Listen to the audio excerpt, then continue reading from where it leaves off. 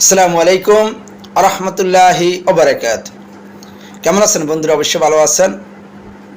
তো আজকে যে বিষয় নিয়ে আপনাদের সামনে হাজির হয়েছি, বিষয়টা হলো জাদুর কারণে যদি কারো জবান বন্ধ হয়ে যায় অথবা জিন যদি কারো জবান বন্ধ করে দেয়, ওই জবান খুলবেন কিভাবে।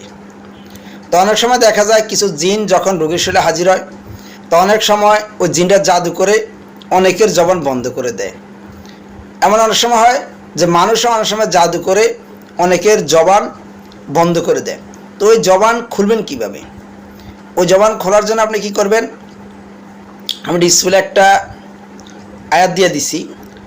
ডিসপ্লেতে এই আয়াতটা আপনারা কী করবেন, একবার পাঠ করবেন।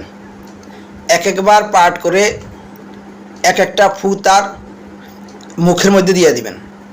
তার খুলে তাকে হা করতে বলবেন, তার মুখের ভিতরে একটা ফু দিবেন। এভাবে 3 বার পরে 3টা ফু বা দম তার মুখের মধ্যে দিবেন। আর রুগীকে বলবেন, তুমি বলো আল্লাহু আকবার। এই আল্লাহু আকবার এটা বলতে বলবেন। সে আল্লাহু আকবার বলার চেষ্টা করবে। আর আপনি আবার কি করবেন, যদি 3 বারে জবান খুলে যায় তো ভালো কথা, নাহলে আবার কি করবেন, 3 বার পাঠ করে আবার 3টা ফু বা দম ওই রোগীর মুখের ভিতরে দিয়ে দিবেন।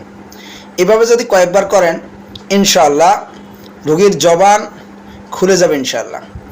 তো আয়াতটা হলো কি, বিসমিল্লাহির রহমানির রহিম, আলিফ লাম মিম, আলিফ লাম মিম সাদ, তাহা তাসিন, তাসিন মিম, কাফ হা ইয়া আইন সাদ, ইয়াসিন ওয়াল কুরআনিল হাকিম, হা মিম আইন সিন কাফ, কাফ নুন ওয়াল কালামি ওমা ইয়াসতুরুন।